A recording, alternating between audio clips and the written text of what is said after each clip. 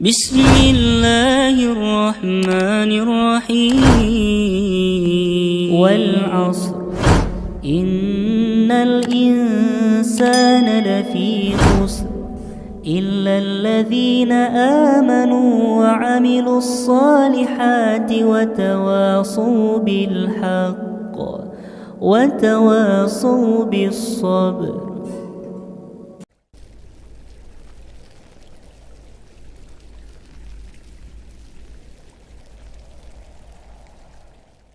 Kaum muslimin yang dimuliakan oleh Allah Subhanahu wa taala. Yang keenam adalah membaca surah Yasin di pagi hari ataupun bisa juga sambil mendengarkannya. Ya, kalau kita tidak bisa membaca surah Yasin tersebut, ya maka kita diperbolehkan untuk mendengarkannya. Kemudian yang ketujuh, bergaul dengan orang-orang yang saleh dan menjauhi orang-orang yang berbuat kerusakan. Ya, ini tentunya sangat penting. Kita dianjurkan ataupun bahkan mungkin wajib kita berteman dengan orang-orang soleh. Ya, karena Rasul Shallallahu Alaihi Wasallam menyebutkan ya perumpamaan orang yang dia berteman dengan orang yang soleh, yaitu adalah seperti seseorang yang dia berteman dengan seorang tukang minyak wangi. Ya. Kalau kita tidak mendapatkan atau kalau kita tidak membelinya, maka minimal kita akan mencium harumnya, akan mencium aromanya. Ya. Tapi ketika kita berteman dengan orang yang buruk, orang yang suka bermaksiat, itu adalah diumpamakan seperti kita berteman dengan orang yang pandai besi. Ya, kalau baju kita tidak kotor ataupun baju kita tidak terbakar, maka minimal kita akan mencium bau busuknya. Ya, maka seperti itu, maka ketika kita mencari teman, maka kita usahakan mencari teman yang baik. Ya, walaupun teman tersebut adalah teman dekat kita, kalau dia memang jahat, ya, suka bermaksiat kepada Allah Subhanahu wa taala, maka kita tinggalkan teman tersebut. Ya, kalau perlu kita pergi dari kampung tersebut. Kalau memang di kampung tersebut penuh dengan kemaksiatan kepada Allah Subhanahu wa taala, maka kita tinggalkan kampung tersebut untuk menjauhi ya teman-teman yang buruk tersebut. Kalau memang takut, ya kita takut terpengaruh dengan perbuatan-perbuatan jahatnya, dengan perbuatan-perbuatan maksiatnya, maka kita tinggalkan kampung tersebut, kita mencari teman-teman yang soleh, teman-teman yang baik, yang bisa mengingatkan kita kepada Allah Subhanahu wa taala.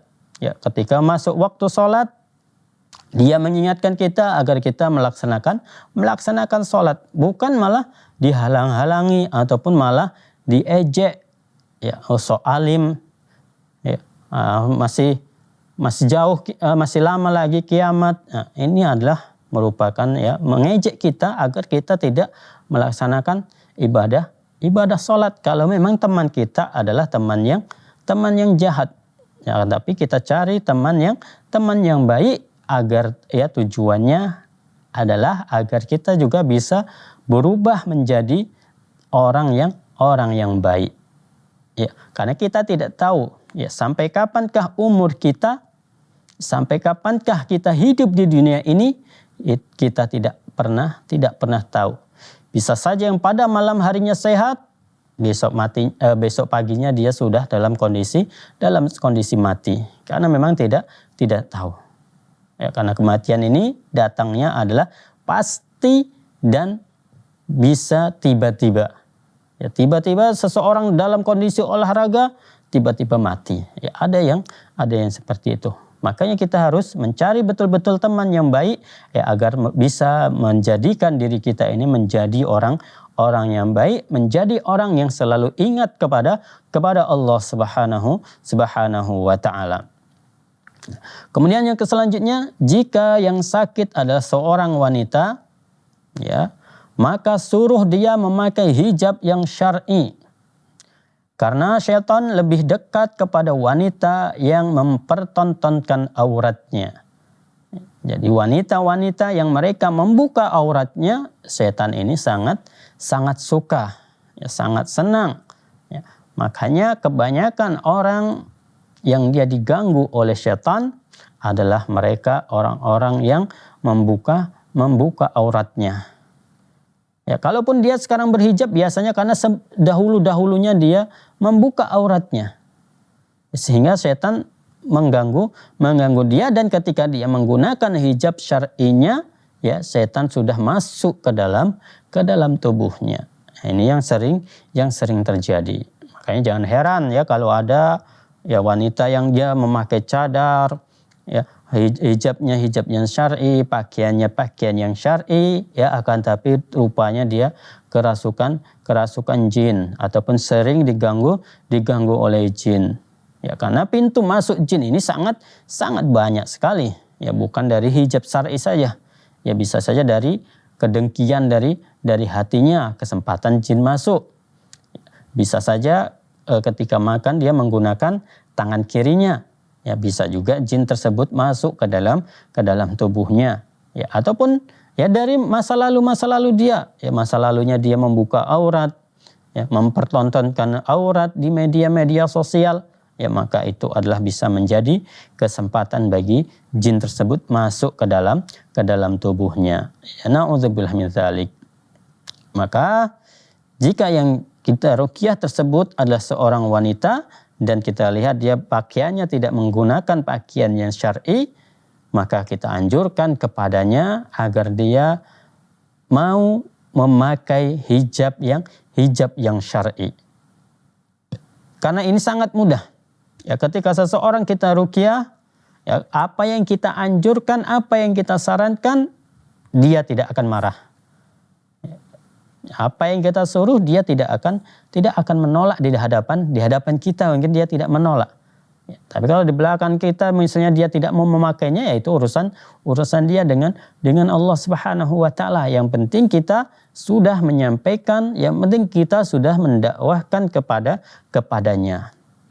Jadi kaum muslimin yang dirahmati oleh Allah Subhanahu wa taala, kewajiban kita hanyalah menyampaikan, kewajiban kita hanyalah mendakwahkan, ya. Untuk hidayah itu semuanya kita serahkan kepada Allah Subhanahu wa taala. Kemudian yang ke-9, ya, setiap hari mendengarkan bacaan Al-Qur'an murattal selama 2 jam. Ya, setiap hari kita biasakan mendengarkan murattal, ya. Baik yang dia setelah diruqyah ataupun yang dia memang dalam kondisi sehat, ini sangat bagus sekali ketika dia mendengarkan murattal, ya, 2 jam aja dalam 1 hari. Ya, ini sangat bagus, ya, ataupun membaca 1 juz dari Al-Qur'an. Ya, kalau dia memang mendengarkan misalnya ngantuk, maka bisa dia sendiri yang membaca. Karena kita biasakan diri kita membaca Al-Qur'an. Karena keutamaan dari membaca Al-Qur'an itu sangat banyak sekali. Di antaranya adalah Allah Subhanahu wa taala akan melipat gandakan, ya, setiap huruf yang kita baca. Dalam sebuah hadis Rasulullah sallallahu alaihi wasallam menyebutkan, man qara'a harfan min kitabillahi falahu ajrun. Ya, barang siapa yang membaca 1 huruf saja dari Al-Qur'an, maka Allah Subhanahu wa taala akan memberikan pahala kepadanya 1 kebaikan. Ya. Kemudian 1 kebaikan tersebut, ya, akan dilipat gandakan oleh Allah Subhanahu wa taala menjadi 10 kebaikan. Jadi 1 huruf yang dibaca itu sama saja 10 kebaikan yang kita dapatkan. 1 huruf. Ya. Kemudian Nabi memberikan contoh, la aqulu alif lam mim harfun, aku tidak katakan alif lam mim ini 1 huruf, walakin alifun harfun, wa lamun harfun, wa mimun harfun. Akan tetapi alif itu 1 huruf, lam itu 1 huruf, dan mim itu 1 huruf.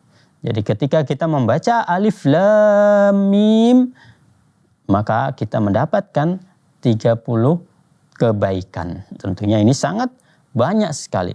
Ya, ketika kita membaca surah Al-Fatihah, berapa huruf yang kita baca? Ketika kita membaca basmalah, itu sudah berapa huruf yang kita baca? Maka sangat banyak sekali. Maka sangat disayangkan sekali ketika kita dalam satu hari kita tidak bisa membaca Al-Quran.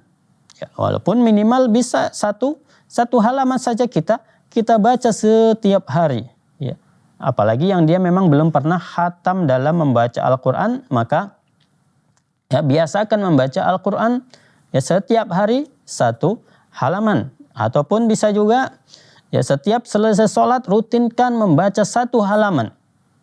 Kalau tidak bisa setiap selesai sholat, maka satu hari saja minimal satu halaman. Setiap pagi misalnya sebelum berangkat kerja ataupun setelah sholat subuh, ya sambil duduk-duduk, sambil minum kopi, sambil minum teh, ya sambil bercerita, ya kita baca Al-Quran. Ya, kalau sambil bercerita mungkin tidak bisa, tapi kalau sambil minum teh ya kita baca Al-Quran satu halaman. Kalau tidak bisa satu halaman ya minimal setengah halaman. Buat target terus ya. Kita usahakan 1 tahun nanti sudah khatam Al-Quran ya. Ataupun setiap Ramadan setiap datang bulan Ramadan kita sudah khatam Al-Quran satu kali. Jadi setiap tahunnya ya kalau sudah 10 tahun maka bisa 10 kali kita khatam membaca Al-Quran.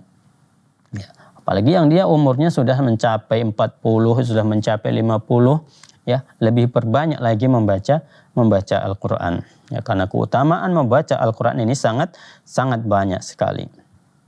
Kemudian yang ke-10, usai ataupun setelah mengerjakan sholat subuh itu mengucapkan la ilaha illallah wahdahu la syarikalah lahul mulku wa lahul hamdu wa huwa ala kulli syai'in qadir sebanyak 100 kali. Ini adalah ada di dalam zikir pagi dan petang. Ya. Di sini sebutkan 100 kali ya, dan boleh juga membacanya itu sebanyak 10 kali. Ya, jadi serah kita mana yang kita anggap mudah maka kita baca ya, mungkin kita yang mungkin lebih mudah lagi membacanya dengan 10 kali maka tidak ada masalah ya, kita baca setiap pagi itu sebanyak 10 kali. Kaum muslimin yang dirahmati oleh Allah Subhanahu wa taala, semoga apa yang kita sampaikan di kesempatan kali ini dapat bermanfaat untuk kita semua. Kita memohon kepada Allah Subhanahu wa taala semoga Allah Subhanahu wa taala yang menjauhkan ataupun melindungi diri kita dari gangguan-gangguan syaitan dan gangguan-gangguan jin-jin yang zalim. Ya. Semoga bermanfaat. Kita tutup dengan doa kafaratul majlis. Subhanakallahumma bihamdika asyhadu an la ilaha illa anta astaghfiruka wa atubu ilaik. Wassalamualaikum warahmatullahi wabarakatuh.